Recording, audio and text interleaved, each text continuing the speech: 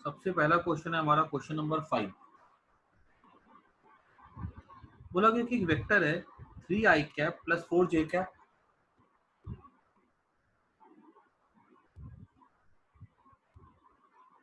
और दूसरा वेक्टर है B vector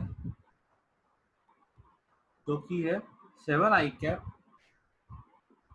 plus 24j cap. हमें एक ऐसा वेक्टर बताना है जिसका मैग्नीट्यूड बी के जितना हो, मतलब जिसकी वैल्यू क्या होगी, बी वेक्टर की वैल्यू के इक्वल हो, मतलब रूट ओवर 7 का स्क्वायर प्लस 24 का square that is equal to root over 49 plus 576 equals to root over 625 equals to 25। मतलब वेक्टर की वैल्यू क्या होनी चाहिए, 25 होनी चाहिए। और फिर आगे क्या बोला गया कि उसका जो वेक्टर जो हो ना वो पैरेलल हो ए के, मतलब ए वेक्टर अगर ऐसा हो तो वो ए के पैरेलल हो। अच्छा, ए के पैरेलल वेक्टर हम ए कैप बना सकते हैं ना। ए कैप क्या हो गया, यूनिट वेक्टर हो गया which is parallel to a vector. तो ए कैप अगर हमसे पूछा जाएगा कि ए कैप क्या हो जाएगा, तो ए कैप हम क्लियरली बोल सकते हैं ये होगा 3i cap plus 4j cap by root over 3 का स्क्वायर 9, 4 का square 16, 3i cap plus 4j cap by root 25 that is 5। A cap क्या हो गया 3/5i cap plus 4/5j cap. अब सोचो हमें एक वेक्टर लेना था जो कि इस ए वेक्टर के पैरेलल हो, है ना, और जिसकी वैल्यू ये है। ए वेक्टर के पैरेलल अगर ये कैप है तो मैंने अगर इस ए कैप को मल्टीप्लाई कर दिया 25 से, देखो ये वाला वेक्टर ए वेक्टर के पैरेलल होगा क्योंकि ए कैप आ रहा है, और यहाँ पे 25 से मल्टीप्लाई करें ना, मतलब इसका मैग्नीट्यूड कितना हो जाएगा, 25 हो जाएगा। आई बात समझ में, ये यूनिट वेक्टर हो गया, वैल्यू 1 होगी, 25 से मिला मल्टीप्लाई के वैल्यू 25 हो गई। अब ए कैप है तो ए कैप तो इसके पैरेलल होगा ही होगा, ठीक है। तो ये क्या हो गया 25 इंटू ये हो जाएगा 3i cap by 5 plus 4j cap by 5, ये हो जाएगा हमारा 15i cap plus 20j cap. This is our answer, ठीक है। और इसको मैं इरेज कर देता हूँ। एक क्वेश्चन मैं तुम लोग को दे रहा हूँ सॉल्व करने के लिए। A vector equals to I cap plus J cap, B vector equals to 2i cap plus 4j cap, find a vector whose magnitude is that of B and it is parallel to A vector plus B vector, ठीक है। इसको तुम लोग को solve करना खुद से, ठीक है। अभी मैं क्वेश्चन इरेज कर देता हूँ ये वाला, ये तुम लोग खुद से सॉल्व करोगे समझने के बाद। क्वेश्चन नंबर 10, ये क्वेश्चन में ना थोड़ा सा एरर है। बोला गया कि एक रूम का डायमेंशन है, ये क्वेश्चन ना थोड़ा गलत है, गलत मतलब इसके ऑप्शन गलत है एक्चुअली। और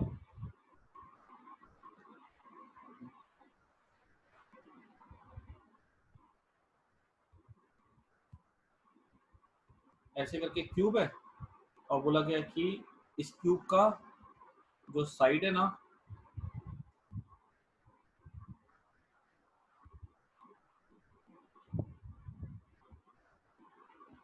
ये हमें बोला गया ये हमारे लिए है ऐसे जा रही है, हमारे लिए हो जाएगी वाई एक्सिस, ये हमारे लिए जा रही हो जाएगी एक्स एक्सिस, और ये हमारे लिए जा रही हो जाएगी जेड एक्सिस, ठीक है।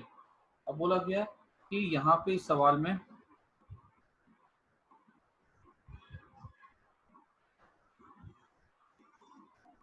जो लेंथ है ना वो 10 मीटर है,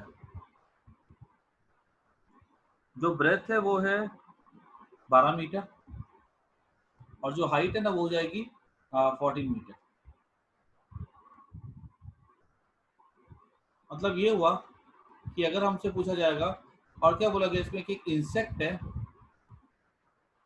जो कि एक फ्लाई जो कि इस कॉर्नर से उड़ती है और इस कॉर्नर पे पहुंच जाती है, मतलब वो फ्लाई जो है ऐसे जा रही है, ठीक है, उड़ करके।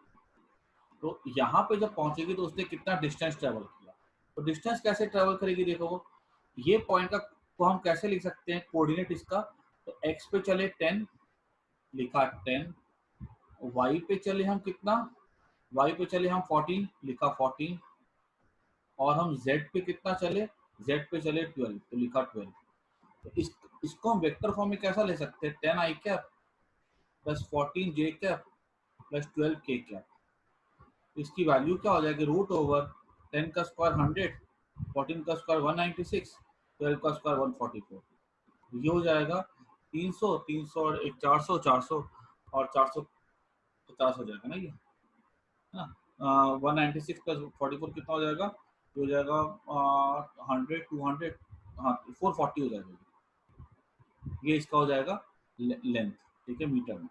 आई थिंक ऑप्शन में रूट 440 के दिया हुआ ही नहीं है, सही आंसर यही होगा, बराबर है।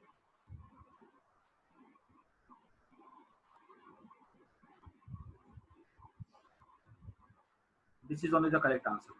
उसके बाद नेक्स्ट हमारा है 19 नंबर। 19 क्वेश्चन में क्या बोला गया है कि एक कोई भी वेक्टर है स्पेस में, हमें क्या करना है, वेक्टर को एक्सप्रेस करना है, इस वेक्टर को हम रिप्लेस कर सकते हैं, मतलब इसके बदले में अगर कोई दूसरा वेक्टर बना दूं, अगर ऐसा कोई वेक्टर बना दूं ऐसे करके, दो पैरेलल वेक्टर ड्रॉ कर दूं जिनका सम इस वेक्टर के इक्वल हो, क्या ये चल सकता है, तो आंसर है ये चल सकता है। अगर मान लो मैंने रेड के बदले अगर कोई वेक्टर ऐसा ड्रॉ कर दिया, ऐसे वेक्टर्स, ठीक है, इन सच ए वे कि इस दोनों का जो रिजल्टेंट है वो रेड लाइन के इक्वल हो, क्या ये चल सकता है, तो आंसर है ये चल सकता है। या मैं कोई भी वेक्टर ड्रॉ कर दूं आड़ा तिरछा ऐसे करके, कोई भी एंगल पे ड्रॉ कर दूं इन सच ए वे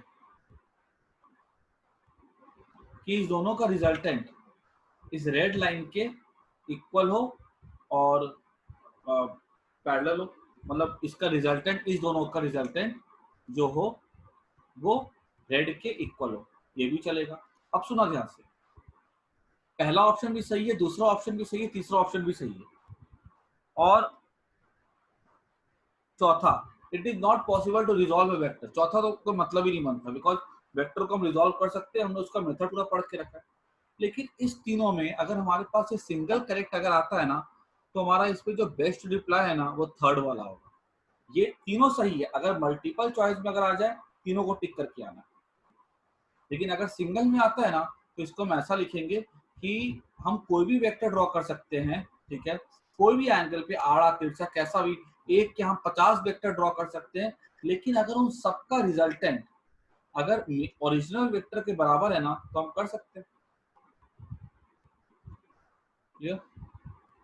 अगर हमारे पास कोई भी वेक्टर है तो हमको ये फ्रीडम मिला हुआ है कि अगर हमारे पास एक वेक्टर अगर ऐसा है, हमने अगर इसके बदले 4 वेक्टर ड्रॉ कर दिए, 1 2 3 4, इन सच्चे वे कि अगर हमने सबको ऐड कर दिया तो वो रेड के बराबर आएगा डायरेक्शन में और लेंथ में भी, तो हम इसको 4 में तोड़ सकते हैं। This is basically the question of component, ये जनरल रूल बेस्ट रूल है, third answer is the best, कि हम उसको कैसा भी परपेंडिकुलर पैरेलल कैसे भी ड्रॉ कर सकते हैं, ठीक है।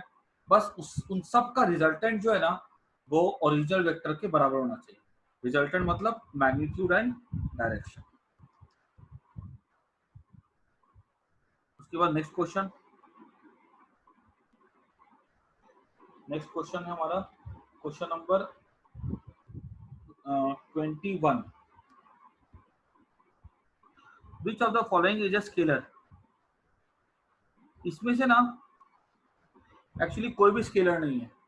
प्रेशर भी स्केलर नहीं होता है, ठीक है, सरफेस टेंशन भी स्केलर नहीं होता है, और मोमेंट ऑफ इनर्शिया भी स्केलर नहीं होता है, ठीक है। ये सब एक्चुअली ये जो प्रेशर और सरफेस टेंशन है ना, ये होते हैं टेंसर्स। टेंसर एक्चुअली क्या होता है? टेंसर एक ऐसी फिजिकल क्वांटिटी होती है जिसके पास मैग्नीट्यूड होता है और जिसके पास मल्टीपल डायरेक्शन होता है। जैसे कि मान लो अगर एक बॉक्स है, ठीक है, हमसे पूछा जाएगा कि यहाँ पे गैस ले ली गई है, ठीक है, गैस मॉलिक्यूल्स है, तो गैस मॉलिक्यूल की वजह से ऊपर वाले सरफेस पे प्रेशर का डायरेक्शन किधर होगा? तो आंसर है नॉर्मली आउटवर्ड। क्योंकि देखा होगा अगर यहाँ पे होल कर दो, गैस कैसे निकलती? बाहर निकलती है ना, क्योंकि प्रेशर बाहर की तरफ हो तब तो गैस बाहर निकलती है। यहाँ पर इस सरफेस पे प्रेशर का डायरेक्शन किधर होगा? तो आंसर है इस तरफ, क्योंकि इधर से होल करो गैस ऐसे निकलेगी। इधर में कैसा होगा? इधर की तरफ। तो ये प्रेशर के जो होते हैं ना, एक नहीं बहुत सारे डायरेक्शन होते हैं, इसीलिए हम इसको काउंट करते हैं इन टेंसर्स। टेंसर ऐसी फिजिकल क्वांटिटी होती है जिसके पास मैग्नीट्यूड होता है और मल्टीपल डायरेक्शन होता है। वेक्टर से कैसे वो फर्क आ जाता है? वेक्टर के पास मैग्नीट्यूड होता है लेकिन उसके पास सिंगल डायरेक्शन होता है। वेक्टर के अपने नियम होते हैं ऐड होने के, प्रेशर के अपने कोई नियम नहीं होते ऐड होने के, ठीक है। हालांकि हमको टेंसर में इतना ज्यादा इंटरेस्ट नहीं लेना चाहिए और ये हमारे कुछ ज्यादा सिलेबस में नहीं है, ठीक है, बस ये टेंसर क्या होता है पता होना चाहिए। उसके बाद इसका आंसर हो जाएगा नन ऑफ दिस, ठीक है। 22 नंबर 22 नंबर सवाल में अगर देखा जाए, बोला गया कि P vector equal to Q vector. P vector Q vector के इक्वल होगा तो ऑब्वियस सी बात है पी का मैग्नीट्यूड क्यू के मैग्नीट्यूड के इक्वल होगा। इन दोनों का अगर यूनिट वेक्टर देखा जाए तो वो भी बराबर होगा ही होगा, तो ठीक है। यूनिट वेक्टर भी कैसा होगा? बराबर होगा, क्योंकि दोनों वेक्टर अगर इक्वल है, दोनों का डायरेक्शन तो सेम होगा, ठीक है, दोनों का डायरेक्शन सेम होगा ही होगा। तो P cap equal to Q cap, दोनों की वैल्यू तो वैसे ही बना, यूनिट वेक्टर है ना, ठीक है। अच्छा, तो उसके बाद और क्या बोला गया इसमें ऑप्शन में? P vector equal to Q vector. अच्छा, उसके बाद बोला गया P Q cap equals to Q P cap. ये भी सही होगा क्योंकि पी क्यू कैप और पी कैप इक्वल होगा, पी और क्यू इक्वल होगा। अब इक्वल चीज को हमने अगर मल्टीप्लाई कर दिया तो वो इक्वल होना ही चाहिए। उसके बाद बोला गया कि P vector plus Q vector equals to P cap plus Q cap. तो आंसर है ये इक्वल नहीं हो सकता, क्योंकि P vector plus Q vector का मैग्नीट्यूड कुछ अलग आएगा, P cap plus Q cap का मैग्नीट्यूड कुछ अलग आएगा, है ना। अगर मान लो पी कैप ऐसा है, क्यू कैप ऐसा है, पी कैप है अगर मान लो 10, क्यू कैप भी है मान लो 10, तो इन दोनों का सम कितना हो जाएगा? वो हो जाएगा 20। दोनों पैरेलल होंगे ना, इक्वल है। अगर अब अच्छा, अब पी कैप कितना होगा? पी कैप तो 1 होगा, क्यू कैप कितना हो जाएगा? आंसर वो भी 1 हो जाएगा, तो इन दोनों का सम कितना हो जाएगा? 2 हो जाएगा।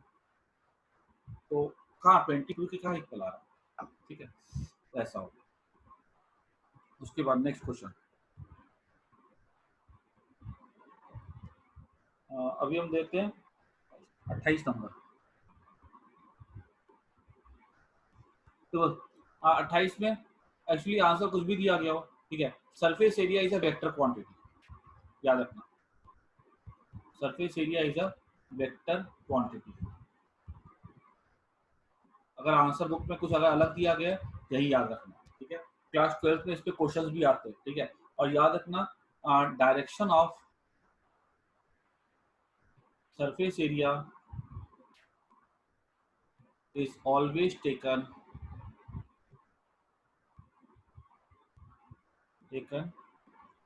Normal to surface.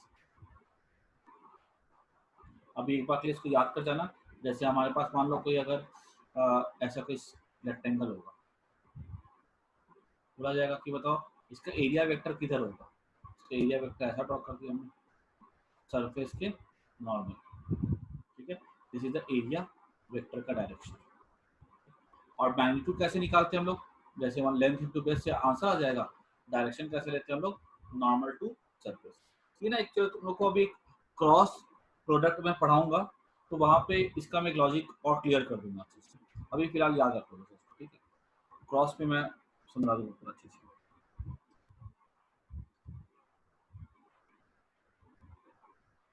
उसके बाद नेक्स्ट क्वेश्चन है,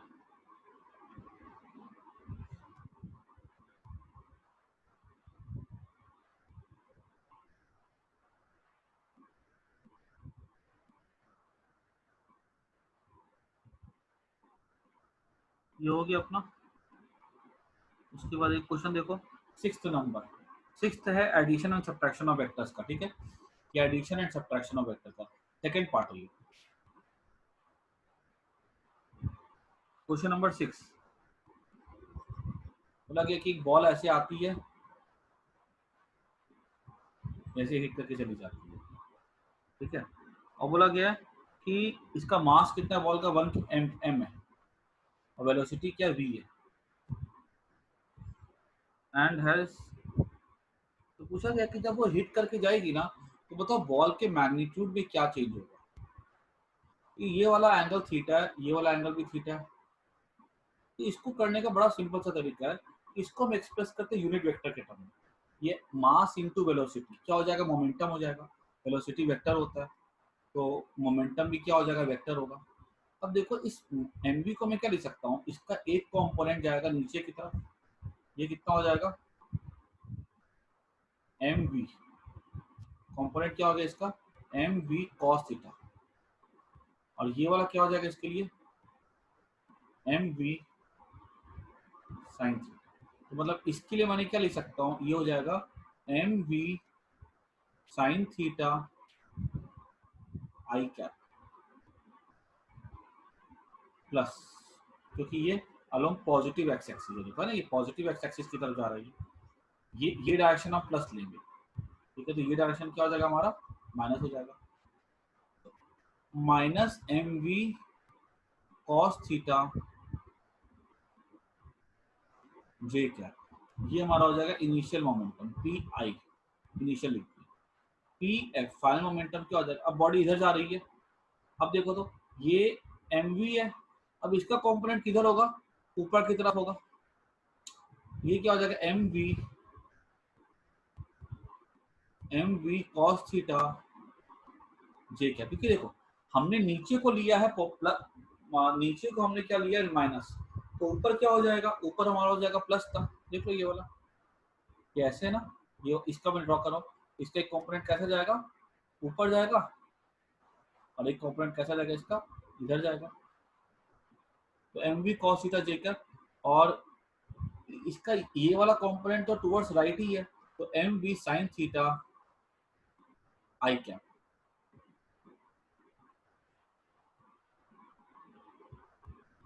बस हो जाएगा। अब पूछा गया चेंज इन मोमेंटम, मतलब चेंज मतलब फाइनल माइनस इनिशियल, तो इसको मैंने माइनस किया अगर यहाँ पे, तो डिस माइनस डिस करेंगे, तो ये क्या हो जाएगा, ये इधर जाएगा, तो ये हो जाएगा इसमें से ये माइनस करें तो ये तो कैंसिल हो जाएगा, और ये कितना मिलेगा 2mv cos थीटा जे, ठीक है। तो हमसे पूछा गया चेंज इन मोमेंटम क्या होगा, तो आंसर होगा 2mv cos थीटा जे कैप। देखो हमारे ऑप्शन में डायरेक्शन नहीं पूछा गया, तो खाली 2mv cos थीटा लिख देंगे। अगर डायरेक्शन भी पूछ लेता तो ये अलोंग वाई एक्सिस है, ठीक है। बाकी बात समझ लो। अच्छा, उसके बाद क्वेश्चन नंबर 10, क्वेश्चन नंबर 10 की अगर बात करें, बोला गया है कि दो वेक्टर है lie in a plane and third vector lies outside the plane, then the resultant of these vectors। तो ये क्या बोला गया कि एक तुम्हारा मान लो ऐसा है, दूसरा यहाँ पे, ठीक है, और तीसरा वेक्टर जो है ना वो प्लेन में है ही नहीं, ऊपर ऐसा, वर्टिकल, तो इनका रिजल्टेंट क्या होगा? तो इनका रिजल्टेंट कभी जीरो हो ही नहीं सकता, ठीक है, क्योंकि रिजल्टेंट जीरो होने के मतलब क्या होगा, एक ऐसा है, दूसरा ऐसा है, तीसरा लाइन पे, ठीक है, तो वो जीरो कैसे हो सकता है? सीधा सा एग्जांपल ले लो, मान लो कि एक आदमी जो है एक टायर को ऐसा खींच रहा है, एक दूसरा टायर को ऐसे खींच रहा है, ठीक है। अब अगर मान लो तीसरा लड़का ग्राउंड पे रह करके टायर को अगर ऐसा खींचे तो ये टायर रेस्ट में रह सकता है। लेकिन तुम सोचो कि मान लो कि एक लड़का ऐसे खींच रहा है, एक लड़का ऐसे खींच रहा है, और एक हेलीकॉप्टर है, ठीक है, हेलीकॉप्टर टायर को ऐसे पकड़ के ऊपर खींच रहा है, तो क्या होगा? क्या इसका कभी ऐसा हो सकता है कि वो टायर जो है वो उस पर नेट फोर्स जीरो लगे? वो तो कहीं ना कहीं तो मूव करेगा ही नहीं, करेगा, तो रिजल्टेंट जीरो यहाँ पे नहीं हो सकता, ठीक है, ऐसा। तो इस कर देता हूँ मैं, ठीक है, ऐसा।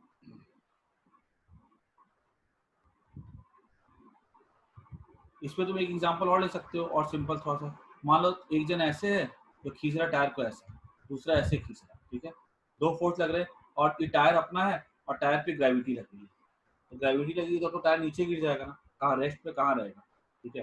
अब इन तीनों का सम जीरो नहीं होगा, ऐसा भी सोच सकते हैं। अब आगे हम देखते हैं लास्ट क्वेश्चन हमारा 11 नंबर।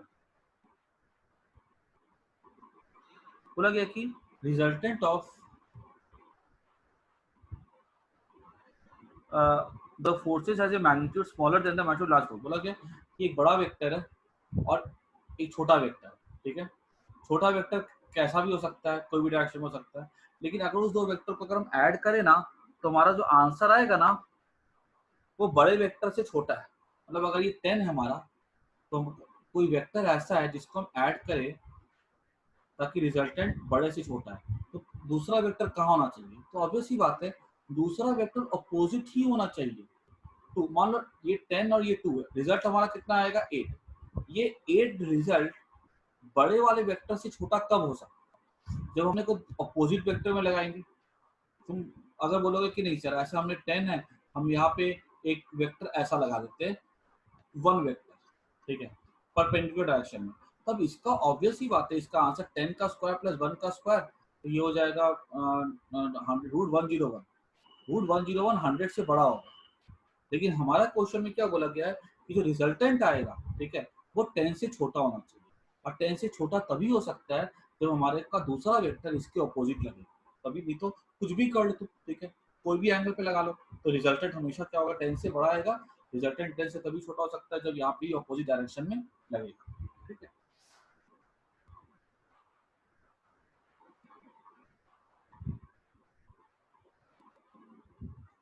ऑप्शन में क्या बोला गया कि ऑप्शन बोला गया different both in magnitude and direction, तो डिफरेंट बोथ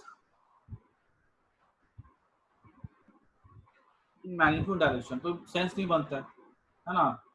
बोला गया कि डिफरेंट मतलब कि ऐसा भी है, ठीक है, ये 10 है, ये 12 है, ठीक है, तो इसमें भी अगर तुम देखो ना 12 है, तो रिजल्टेंट जो है वो 12 से बड़ा आ जाएगा। म्यूचुअली परपेंडिकुलर मैंने अभी एग्जांपल दिया, पॉसिबल ही नहीं है। फिर स्मॉल मैग्नीट्यूड, उससे कोई मतलब नहीं होगा, ठीक है, वो सेंसलेस ऑप्शन है।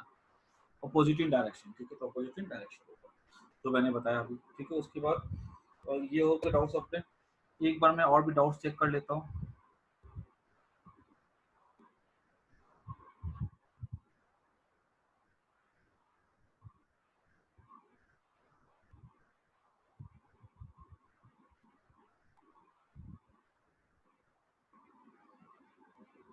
19 22, एक 29 नंबर डाउट भी था।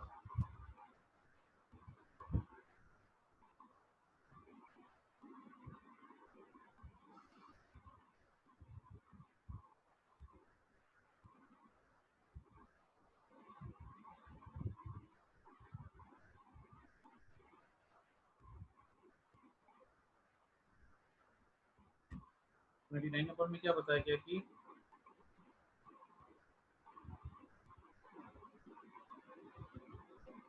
अच्छा, 29 में बोला गया कि with respect to rectangular the vectors are expressed as a इतना, बी इतना एंड सी इतना, ठीक है। आई जे का unit vector are along the direction of the sum of this vector is.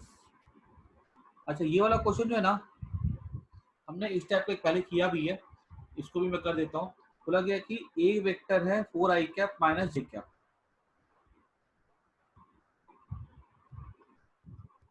4i cap minus J cap, ठीक है। B vector है -3i cap plus 2j cap, और सी वेक्टर है -k कैप। तो बताना है एक ऐसा वेक्टर जो कि यूनिट हो and along direction of the sum of this vectors. Sum of the vector क्या हो जाएगा, A vector plus B vector plus C vector, कितना हो जाएगा ये हो जाएगा 4 - 3 that is I cap minus J cap, sorry plus J cap 2 - 1 minus K cap ना, 4 - 3 1 2 - 1 1 1। अब ये होगा ए, अब इसका मैग्नीट्यूड क्या हो जाएगा, ये आर वेक्टर हो गया। हमको तो यूनिट वेक्टर निकालना है ना, क्योंकि रिजल्टेंट के अलोंग, तो यूनिट वेक्टर कैसे निकलेगा, तो यूनिट वेक्टर निकालने के लिए हमको इसको इसी वेक्टर को इसके मैग्नीट्यूड से डिवाइड करना होगा। इसका मैग्नीट्यूड क्या हो जाएगा, रूट ओवर 1 का स्क्वायर प्लस 1 का स्क्वायर प्लस 1 का स्क्वायर, -1 का स्क्वायर भी क्या होगा, 1 का स्क्वायर हो जाएगा, √3 हो जाएगा। तो हमारा क्या हो जाएगा वेक्टर, देयरफॉर रिक्वायर्ड वेक्टर हो जाएगा आई cap plus J cap plus के कैप बाय √3। ये क्या हो गया, हमारा आंसर हो गया, ठीक है। आई कैप प्लस, सॉरी ये माइनस है ना, क्योंकि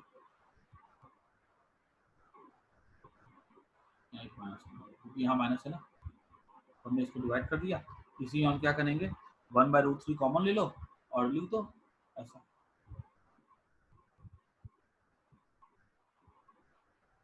ठीक है। ये हमारा हो गया आंसर, इसको इरेज कर